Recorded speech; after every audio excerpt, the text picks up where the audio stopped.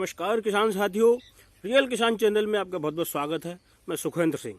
तो किसान साथियों, जो आज हम बात करने वाले हैं वो इस विषय पे करने वाले हैं कि बैंगन और टमाटर की जो रोपाई का समय है वो कब और किस समय करना चाहिए, सही समय क्या होता है। तो सही समय क्या है कि कंपनियां तो देखो अपने हिसाब से जो रिकमेंडेड करती हैं वो सीजनली करती हैं। तो सीजनली कंपनियों जो रिकमेंडेड अपने जैसे करती हैं, कोई मार्च अप्रैल में है, कोई अगस्त सितंबर में है। तो इस तरीके से ये जो कंपनियां समय डिसाइड करती हैं वो सीजनली डिसीजन लेती हैं। तो अब हमें क्या करना है, हमें अपने हिसाब से करना है। कंपनियां अपने सर्कुलेशन से चलती हैं, लेकिन हमें भी कुछ अपना सर्कुलेशन बनाना होता है। कंपनियां तो चलती हैं सीजनली, उनका तो सीड बिकना होता है तो बिक जाता है। लेकिन हमें क्या करना होता है कि मार्केट में कम से कम 1 महीना पहले अगर हम किसी भी सब्जी को पहले उतार देंगे मार्केट के अंदर, तो हमें जो रेट मिलेगा वो जो सीजन पे करेगा, कंपनी के सिस्टम से करेगा, वो नहीं कमा सकता उसमें। क्योंकि जो सीजनली है तो लगभग सभी लोग लगाते हैं उसी शेड्यूल में। अब जैसे मान लो किसी का फरवरी मार्च का है तो फरवरी मार्च में तो सभी लगाएंगे। क्यों? खुले में बिकता है, बीज भंडार वाले भी उसको रिकमेंडेड करेंगे आराम से कि ये फरवरी मार्च नहीं बल्कि अप्रैल तक लोग ले जाएंगे। ठीक है, तो वो इस तरीके से चलता रहेगा। जैसे अगस्त सितंबर तो लोग अक्टूबर तक करते हैं, तो वो कंपनियों के रिकमेंडेशन से बाहर होता है वो, लेकिन किसान तब भी लगा लेता है। तो उसमें क्या होता है, हमें सब्जी में जो है ज़्यादा बचत कब मिलेगी, या तो हम बिल्कुल 1 महीना पहले बाज़ार में उतारें, या जब सीजन पूरी ऑफ होने के 1 महीना बाद तक हमारी चले, तो या तो हमें 1 महीना पहले रोपाई करनी है, या सीजन निकलने के 1 महीना लेट हमें रोपाई करनी है। कभी भी एक्चुअल टाइम पे नहीं करनी है। एक्चुअल टाइम पे करने से क्या होता है कि एक्चुअल टाइम में सीजनली फसल लगभग अपने क्षेत्र में बहुत ज़्यादा लग जाती है, हर जगह ही लगती है। तो उस सीजन में हमें क्या दिक्कत होती है कि जब सबका माल बाजार में आ गया तो बाजार में हो गई कंपटीशन, और जब बाजार में कंपटीशन हो गई तो फिर हमें रेट ही नहीं मिलेगा। क्योंकि जब सबका आ रहा, सीधी सी बात है, अगर किसी भी मंडी की खपत 100 किलो की है और वहाँ 500 किलो आके रख गया तो उसकी तो मिट्टी कटनी, उसका आपको रेट कभी नहीं मिलेगा। अगर उसी जगह उसकी खपत 100 किलो की है और माल आ रहा मुश्किल से 40-50 किलो, तो ऑटोमेटिकली जो 10 रुपये किलो की चीज़ होगी वो 30 रुपये किलो बिकेगी। क्यों? खरीदार ज़्यादा है, डिमांड ज़्यादा है और माल आ नहीं रहा। सीजन पे यही दिक्कत आती है, क्यों मैंने ये करके देखा है सीजन पे। तो जब हमारी मंडी में टमाटर है, बैंगन है, जब लगभग सबका लगा हुआ होता है तो सबका जाता है। जैसे सर्दियों में हमारा बैंगन था, किसी का बैंगन नहीं आ रहा था, एकलौता मैं ही ऐसा था जो हमारा बैंगन सर्दियों में जा रहा था। बाकी कोई 4 दिन बाद आ रहा है, कोई 5 दिन बाद आ रहा है, क्योंकि उनका थोड़ा थोड़ा लगता था तो कम आता था। इसी तरीके से हमारा टमाटर जो मैंने लगाया था ये थोड़ा जल्दी लगा दिया था, और जल्दी लगाने के कारण ये क्या हुआ, सर्दी में चालू है, ये सर्दियों में चला, तो सर्दियों में क्या हुआ कि ज़्यादा माल ही नहीं आता था। हम मुश्किल से 2 या 3 लोग थे जो कि माल लेके आते थे। तो हमारी जो मंडी नज़दीकी लोकल मंडी है तो उसकी कैपेसिटी है 50 या 100 क्रेड की। 100 क्रेड का लास्ट है, और 100 क्रेड आ नहीं रही थी उस टाइम। ज़्यादा से ज़्यादा 10-15 क्रेड हमारी थी और 10-15 क्रेड और किसी की थी, तो सब मिला के लगभग बहुत ज़्यादा 30-40 क्रेड आ रही थी। लेकिन डिमांड मंडी की 100 क्रेड की थी, तो हमें लगभग 500 से 600 रुपये रेट मिल रहा था उस टाइम। 500 से 600 रुपये मिल रहा था, और पूरी सर्दियों भर हमारा चला है। लेकिन अब जैसे ही सीजन आ गई तो सीजन पे जो है वो 100 क्रेड की जगह वो 200-300 आने लगा, तो उसी का रेट घट गया। कभी भी रेट जो है डिमांड में नहीं घटता, उत्पादन में घटता है, क्योंकि हम सीजनली चीज़ें चुन लेते हैं और सीजन में लगभग सबका माल आता है। अब बेचना तो भाई देखो सभी को है, चाहे हमारा माल हो, चाहे आपका हो, चाहे किसी और का, बेचना सबको है। और कंपटीशन भी जरूरी है। अगर कंपटीशन नहीं होगी तो हम कंपटीशन लड़ेंगे कैसे, हम में समझदारी ही नहीं आएगी। अगर किसी भी बिजनेस में, किसी भी क्षेत्र में अगर कंपटीशन नहीं है तो हमारी बुद्धि का विकास ही नहीं होगा। हमारी बुद्धि का विकास होता है कंपटीशन में। क्यों? जब कंपटीशन होती है तो हम अपनी बुद्धि लड़ा के अपने प्रोडक्ट को किस तरीके से उतारें, किस तरीके से उसको मैनेज करें, ये हमें बुद्धि तभी आती है। अगर मान लो हमारी कंपटीशन ही नहीं बची तो हमें यही नहीं समझ आएगा कि कबाड़ माल क्या होता है और बढ़िया क्वालिटी क्या होती है। हम क्वालिटी में और घटिया माल में अंतर ही नहीं कर पाएंगे। अंतर हमारा होता है कंपटीशन में। जब आप बाज़ार के अंदर अपनी चीज़ लेके जाओगे, कोई भी सब्जी है, टमाटर है, बैंगन है, कोई भी चीज़ है, जब आप लेके जाओगे और 4 लोगों की और रखी होगी, तभी तो आपको समझ आएगा कि हमारा इससे अच्छा है या हमारा ख़राब है। अगर हमारा ख़राब है तो हमें कोशिश करनी चाहिए कि उस अच्छे वाले से हमें जानकारी लेनी चाहिए। हमें कभी भी इस चीज़ में संकोच नहीं करना चाहिए कि वो उसका अच्छा है और मान लो उसने 2 बीघे में लगाया है, हमारा 10 बीघे में लगा है, तो हमें कभी भी इस चीज़ में अहंकार नहीं आना चाहिए कि उसका 2 बीघे में लगा है तो छोटा किसान है, हमारा 10 बीघे में लगा है तो हम बड़ा किसान है। तो इसका मतलब ये नहीं है कि उसको जानकारी कम है 2 बीघे वाले को, हमें 10 बीघे वाले को ज़्यादा है, ऐसा नहीं होता है। तो हमें ये चाहिए कि नभ के और हमें उससे उस चीज़ की पूरी जानकारी लेनी चाहिए। भाई कौन सी वैरायटी आपने लगाई थी, किस सीजन में लगाई थी, आपने क्या क्या इसमें दवाई का शेड्यूल दिया है, आप इसमें ज़मीन के अंदर कौन कौन सी खाद का यूज करते हो, कब कब करते हो, तो उससे ऐसे पूछ लेना चाहिए, ऐसे पूछना चाहिए। जब आप उससे पूछोगे फिर वो पूछेगा आपसे आपने कितने बीघे लगाया, तो आप पूछना आपने कितने बीघे, वो कहेगा 2 बीघे, तो कहना आपने 10 बीघा, तो वो थोड़ा आपसे झेपेगा कि इसका तो 10 बीघा लगा। लेकिन नहीं, आपको उससे सीखना है कि उसका 2 बीघे में है। अगर वो नहीं सीखना चाहता तो कोई बात नहीं, उसकी थोड़ी पूंजी फंसी हुई है, वो नुकसान को झेल सकता है। लेकिन आपकी पूंजी ज़्यादा फंसी है तो गर्ज आपकी है, आपको उससे सीखना है। कई बार क्या होता है कि छोटे से भी राह चलते व्यक्ति की भी सलाह बहुत काम आती है और बहुत ही अच्छा काम होता है। क्योंकि मैंने देखा है जो एक्सपर्ट जहाँ फेल हो जाते हैं वहाँ लोकल इंसान की सलाह काम करती है। लोकल इंसान का मतलब जो व्यक्ति उस क्षेत्र में हो। लोकल व्यक्ति का मतलब ये नहीं है कि जिसने टमाटर बैंगन की खेती कभी ज़िंदगी में की नहीं और वो ज्ञान पे ले जा रहा है, नहीं, वो नहीं चलना चाहिए, वो तो सबसे बड़ा विनाशक है। ऐसे व्यक्ति से कदापि इस चीज़ की आप चेतावनी लेना, ऐसे व्यक्ति की कदापि कोई भी सलाह मशवरा मत लेना जो इस फील्ड के अंदर है ही नहीं। लेकिन जो इस फील्ड के अंदर नहीं है वो आपको ज़्यादा ज्ञान देगा, और जो इस फील्ड के अंदर है और सक्सेस है वो आपको बहुत शॉर्टकट में ज्ञान देगा। जब आप ज़्यादा उससे पूछोगे तो आपको बारीक चीज़ें बताएगा, नहीं तो मोटा मोटा बता के निकल जाएगा। क्यों? उसको पूरा पता है, इसलिए उसको इस चीज़ की कोई टेंशन ही नहीं। और जिस मूर्ख को कुछ पता ही नहीं वो सबसे ज़्यादा ज्ञान पे लेगा और वो पूरी कोशिश करेगा कि हमारी माने। वो आपको 70 बहाने पड़ा देगा कि इस चीज़ में ये नहीं, इस चीज़ में ये नहीं, 70 लोगों की मिसाल दे देगा वो कि वो बर्बाद हो गया, वो बर्बाद हो गया, क्योंकि उसके पास आबाद वाला कोई मिसाल है नहीं, क्योंकि खुद नाकारा है, खुद नाकारा है, खुद को बहुत बड़ा नेता समझने लगा है। लेकिन उसकी बुद्धि जीरो है आपके सामने। आपने कम से कम नई शुरुआत तो की है, आपने मेहनत करने की तो ठानी है, लेकिन जो मेहनत कश नहीं होगा, बेफिजूल का बेबुद्धि का व्यक्ति होगा, वो आपको इतनी तंगड़ी सलाह दे देगा कि शायद है आपका दिमाग घूम जाए, शायद आपका दिमाग घूम जाए और आप बर्बादी की ओर चले जाओ। क्यों? मैंने पहली बार जब टमाटर लगाया तो गर्मियों की सीज़न का लगाया था, तो मुझे इतना ज़्यादा ज्ञान नहीं था कि पहली सीज़न का टमाटर हमें बिल्कुल गर्मियों वाली नहीं करनी चाहिए थी, क्योंकि उसमें खर्चा थोड़ा ज़्यादा आता है। तो खर्चा आया ज़्यादा और उसमें हम 5वें 6वें दिन पानी देते थे। तो ऐसे ही मैं बोलने लगा कि जी पानी बहुत लग रहा है, ये क्या करा जाए। तो किसी अनाड़ी व्यक्ति ने, जिसने कभी इन चीज़ों की फसल की ही नहीं, वो आके मुझे बताया कि इसमें आप थोड़ी घास रोक दो तो नमी मेंटेन हो जाएगी। तो मैंने कहा घास से कोई नुकसान तो नहीं होगा। अब क्योंकि वो इन चीज़ों की फसल ही नहीं करता तो उसको क्या फ़ायदा और नुकसान, वो नॉर्मल सी सलाह दिया। तो मैंने कहा अगर घास से नमी रुक जाती है तो मैंने सोचा चलो एक बार की निराई गुड़ाई नहीं करके देखते हैं। पौधा बड़ा बड़ा हो ही गया है तो अब नीचे अगर घास हो भी जाएगी तो कोई दिक्कत नहीं है, क्योंकि पौधा तो हमारा बड़ा हो गया, 3-4 फुट का टमाटर हो गया था। लेकिन उस नमी के चक्कर में मैंने जब वो 2-3 बार प्रॉपर मुझे समझाया कि इस तरीके से देखो, उन्होंने घास रोक ली थी तो ये हो गया था, उन्होंने रोक ली तो इतने दिन बाद पानी लगा, मैंने रोका तो इतने दिन बाद लगा। लेकिन उसने ये नहीं कहा कि ये फसल हमने कभी करी है कि नहीं करी। मैंने भी ये उचित नहीं समझा। मैंने सोचा पुराना कृषक है तो चलो कोई बात नहीं, तो मैंने उसमें घास रोप दी। घास रोपने का मतलब ये हुआ कि टमाटर में हमारे में फिजोरियम बेल्ट लग गई, वो घास से होती है। आपको हमेशा ध्यान रखना है कोई भी सब्जी वर्गीय फसल है उसमें घास उगे ही ना, घास की निकासी का साधन आपको करना ही करना है। उसमें खर्चा डिपेंड नहीं है, नहीं तो खड़ी फसल आपकी नष्ट हो जाएगी। मैं बिल्कुल भी सलाह नहीं दूंगा। उस दिन से मैं चेत गया और मैंने इस बार की बम्पर उत्पादन लिया है और ले भी रहा हूँ।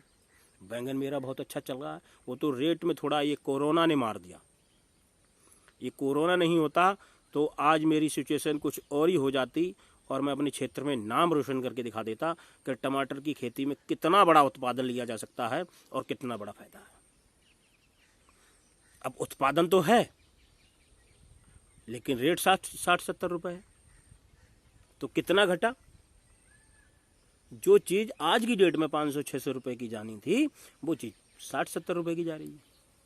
तो आप इसी से अंदाज़ा लगा लो कि जो टमाटर हमारा 70-80-90 हज़ार का था वो टमाटर हमारा 5-6 हज़ार में ही सिमट गया कि उसको तोड़ने की नीयत नहीं हो रही। आधा तो मैंने सड़ा दिया ऐसे, क्या करें, तोड़ाई नहीं निकलती, इतनी मेहनत करते उसकी छाटा छूटी, उसको फिर ले जाओ मार्केट, रात भर जगराता सा करो, उसके बाद मंडी में बेचने जाओ और रेट आता नहीं कुछ हाथ में। लास्ट में पता लगा कि ये तो तोड़ाई के चला गया, इसका खर्चा चला गया, इसका चला गया, हमें क्या मिला जो रात भर हम जगी।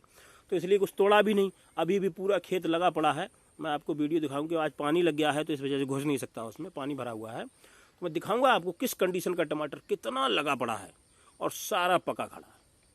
अब उसको तोड़ें तो तोड़ें का क्या, बेचें, खर्चे की कमी होती तो तोड़ लेते हैं, तो वो चीज़ है। लेकिन निकल कुछ भी नहीं रहा उसमें क्योंकि डिमांड ही खत्म हो गई। मैंने कहा ना, जहाँ 100 क्रेड की डिमांड होनी चाहिए वहाँ 600-700 क्रेड आ रही है, तो कौन पूछने वाला है, कोई पूछने वाला नहीं। हर सब्जी के वाले के पास अभी चले जाओ तो 7-8 क्रेड उसकी एडवांस में लगी पड़ी, क्यों सस्ता मिल गया तो भर लिया, सोचा बिकेगा 5 रुपये भी कोई बात नहीं, तब भी कमाएंगे। तो ये जो रोपाई का समय है, तो सबसे बढ़िया अभी जो रोपाई का समय अगस्त और सितंबर का कंपनी रिकमेंडेड करती है। तो मैं आप लोगों से सबसे ये कहना चाहता हूँ, आप अगस्त और सितंबर के भरोसे मत रहिए। थोड़ी गर्मी से हमें नर्सरी को बचाना होता है। ये कंपनी शेड्यूल देती हैं, वो गर्मी सर्दी के मौसम के अनुकूल देती हैं। तो क्या होता है कि जब जुलाई में नर्सरी डालेंगे तो उधर थोड़ी बरसात का सीजन आ जाता है, थोड़ा मौसम ठंडा होने लगता है, कूल पॉइंट हो जाता है। अगस्त में पूरा मौसम ठंडा हो जाता है। तो कंपनियों की कोशिश रहती है जब टेम्परेचर मेंटेन हो जाए तो उसी समय लगे तो पौधा अच्छा ग्रो करता है, अच्छा जर्मिनेशन आता है।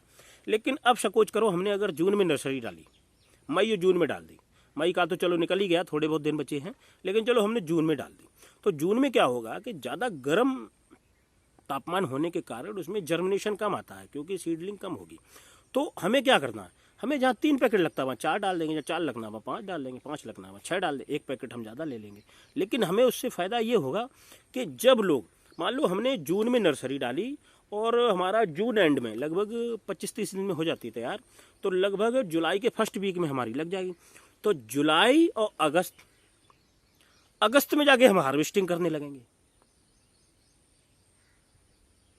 अब जुलाई और अगस्त, तो अगस्त में जाके हम हार्वेस्टिंग करने लगेंगे। अब यहाँ पे क्या हुआ, जो कंपनी के रिकमेंडेशन से जो काम कर रहा था, अब उसकी अगस्त में रोपाई हुई। अगस्त में रोपाई भी नहीं क्योंकि सीडलिंग का टाइम है अगस्त का। अगस्त में सीड डाला और सितंबर में उसका लगा, रोपाई हुई, और तब तक आप 1 महीना पहले अर्ली उसमें उत्पादन लेने लगे। तो जब तक उसका मार्केट में जाने लायक टमाटर होगा तब तक लगभग आधा टमाटर आप बेच चुके होंगे। अब आप कंपटीशन लड़ने की पोजीशन में हो। क्यों? अभी तक आपने महंगा बेचा, 500-600 रुपये क्रेड बेचा है। अब अगर सबका आ भी गया है और 300-400 रुपये भी अगर जा रहा है तो आपको कोई नुकसान नहीं होने वाला है, क्योंकि उसकी स्टार्टिंग में 300 रुपये जा रहा है, आपने स्टार्टिंग में 500-600 बेचा है। आप तो निकाल चुके जो भी था। अब आप टेंशन फ्री हो, रिलैक्स माइंड में हो, तो अब अगर वो 300 में निकाल सकता है तो आप 250 में निकालने में भी आपको फायदा पड़ेगा। क्यों? बम्पर उत्पादन आप ले चुके हो अर्ली। तो इसीलिए मेरी सभी किसान साथियों से सलाह है, जो भी किसान साथी ये कर रहे हैं तो अभी बहुत अच्छा टाइम है, जून में आप नर्सरी लगा सकते हो। और उसके लिए मैंने बताया है कि बेड तैयार करने के बाद थोड़ा सा हमें धूप से बचाना होता है। धूप से बचाने के 1000 साधन है। उसके ऊपर टनल सा बना के धोतियों की वो डाल दो तो छाँव बन जाएगी, कुछ भी नहीं होता है। तो थोड़ा ऐसा छत टाइप सा ऊपर बना लो और उसके ऊपर ये पुआल वगैरह डाल दो, किसी से झक दो घास से, नहीं तो हमारे यहाँ गांजा बहुत होता है, ये खेत पे मेड़ पे लगा पड़ा, उसको काटो ऐसे करके लगा दो, छप्पर टाइप ऊपर से उसको थोड़ा थोड़ा डाल दो, यानी डायरेक्ट सनलाइट नहीं जानी चाहिए, क्योंकि गर्मी की तो कमी होती नहीं है। थोड़ी हवा भी चलेगी तो लू ही चलेगी, तो वो पर्याप्त है उसके लिए। रोशनी की भी कोई दिक्कत नहीं, सूर्य की रोशनी भी लगेगी, क्योंकि साइडों से सुबह की जब निकलेगी धूप तो हल्की सी घुस जाएगी, और शाम को सूर्यास्त होगी दूसरी साइड से हल्की सी घुस आएगी, तो सूर्य की तरंगें भी उसको मिलेंगी, तो अच्छा सा पौधा चल जाएगा, नर्सरी हो जाएगी। नर्सरी उगाने में ही दिक्कत होती है और कोई दिक्कत नहीं। तो जब आपका 1 महीने पहले जाएगा तो आपको भरपूर उत्पादन और ज़्यादा पैसा मिलेगा।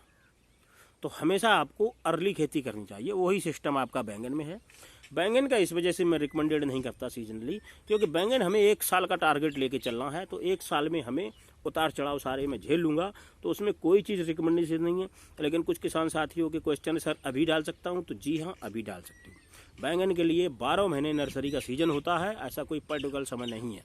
12 महीने का सीजन है। शंकर किस्मों की बैंगन आप कभी भी लगा सकते हो। आपको इस तरीके से लगाना है कि हमें पूरी साल भर क्रॉप को चलाना है, तो उसमें आपको कोई दिक्कत नहीं आती। साल भर का मतलब कुछ भाइयों ने पूछा है कि पूरे 12 महीने हार्वेस्टिंग होती है, तो नहीं जी, साल भर में पूरे 12 महीने हार्वेस्टिंग नहीं होती है, लगभग 8 से 9 महीने की हार्वेस्टिंग होती है।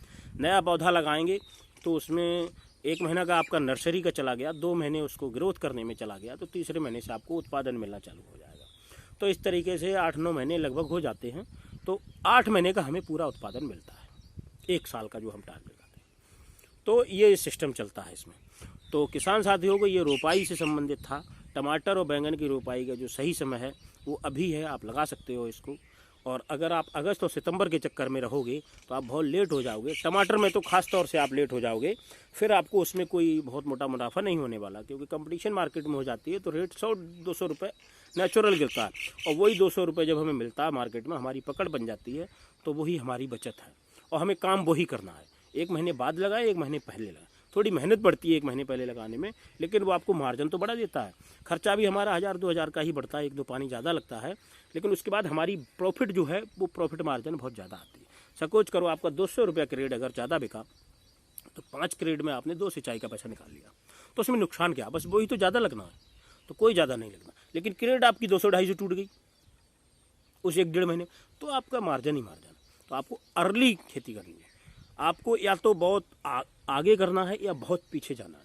पीछे में भी गुंजाइश कम होती है, क्योंकि लेट लतीफ लोग ज़्यादा लगाते हैं, लेकिन अर्ली के चांस कम होती है। अर्ली करने वाले कुछ चुनिंदा ही किसान होते हैं जो हमेशा फास्ट वैरायटी और आगे लगाते हैं, और आगे ही उनका मंडी में माल जाता है, तो वो हमेशा कमाते हैं। तो यही था आज का वीडियो।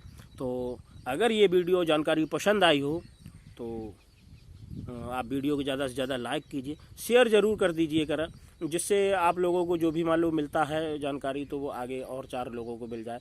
तो जिसका भी जैसे भी भला होना चाहे वो हो जाए। मैं ये नहीं कहता कि हाँ, आप लोगों को सपोर्ट भरपूर मिल रहा है, इस सपोर्ट का मैं बहुत बड़ा आभारी हूँ कि आप लोग नहीं होते तो शायद मैं यहाँ नहीं होता।